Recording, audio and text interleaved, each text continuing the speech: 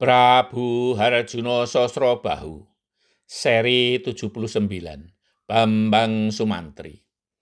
Prabu Citrodharma semakin yakin bahwa anak muda itu ada hubungan erat dengan Swandageni.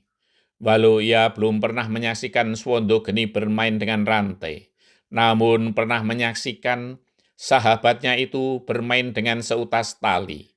Seutas tali di tangan Swandageni tak kalah berbahayanya dengan seutas rantai, dan gerakan anak itu sangat mirip dengan gerakan Swandageni bermain tali ketika bertempur.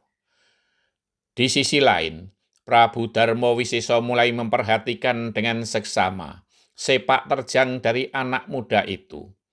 Bila ia bisa mengalahkan Prabu Pragolo Sekti dan Prabu Jalantara, pada akhirnya ia sendiri yang akan menjadi lawannya. Ia tidak boleh kalah oleh anak yang masih berbau kencur dalam olah kanuragan itu. Itu tidak mungkin akan terjadi. Ia masih penuh percaya diri, karena selama ini tak ada yang mampu menandingi pusakannya, tongkat perak berujung tengkorak manusia. Tongkat yang bisa mengeluarkan kilat api. Anak muda itu pun pasti tak akan mampu bertahan oleh ledakan kilat apinya. Karena yang ia saksikan selama ini, anak itu hanya mengandalkan olah kanuragan dan bermain rantai. Tak ada yang memiliki pusaka sehebat miliknya. Mungkin hanya Prabu Harjuno Sosrobahu. Lamunan Prabu Darmawisesa terputus ketika menyaksikan Prabu Pragolo Sekti dan Prabu Jalantara mulai menyerang Bambang Sumantri. Mereka berdua merasa lebih leluasa bertempur, bisa mengerahkan seluruh kemampuannya. Sebelumnya, merasa tidak leluasa karena adanya 3 orang yang bersenjata pedang, namun ternyata kemampuannya tidak seberapa.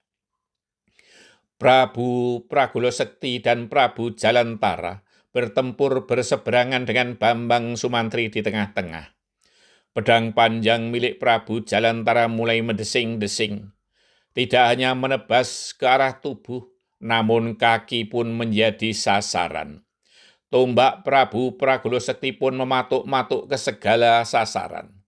Beruntungnya, tombak Prabu Pragolo Sekti berujung 1, bukan trisula.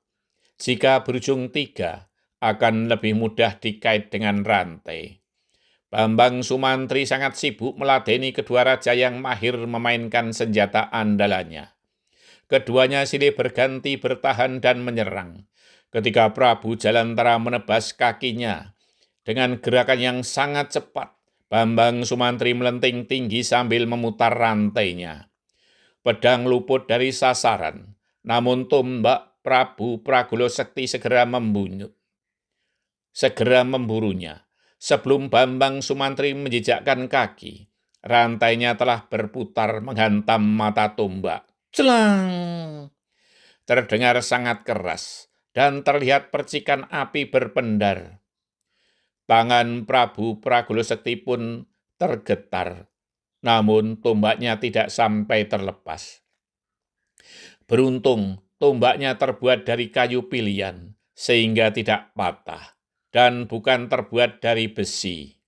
Karena jika terbuat dari besi, pasti sudah tergetar kencang dan tak bisa dipertahankan. Prabu Jalantara tidak tinggal diam. Kali ini tebasan pedang ia arahkan ke leher. Bambang Sumantri menyadari bahaya tebasan pedang tersebut. Begitu ia menjejakkan kaki, ia langsung meloncat mundur. Pedang pun hanya menerpa angin. Wish! Desingan pedang yang hanya sejengkal dari kuping Bambang Sumantri. Prabu Pragolo Sekti tak segera memburu.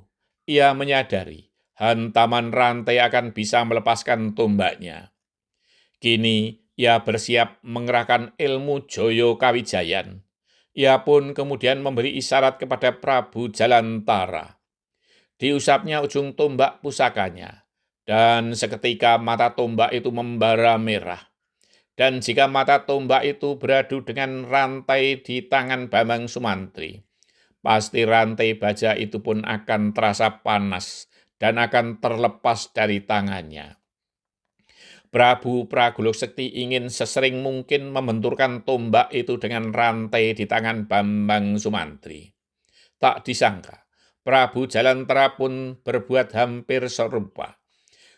Diusapnya beberapa kali bilah pedang itu dari pangkal sampai ke ujung, dan pedang pun merah membara.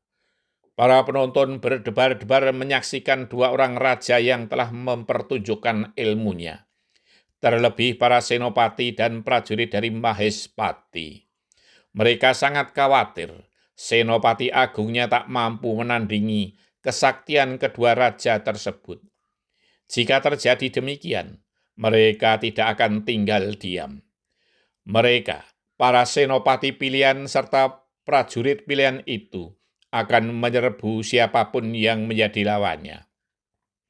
Lebih baik pulang tinggal nama daripada pulang membawa kekalahan. Bersambung.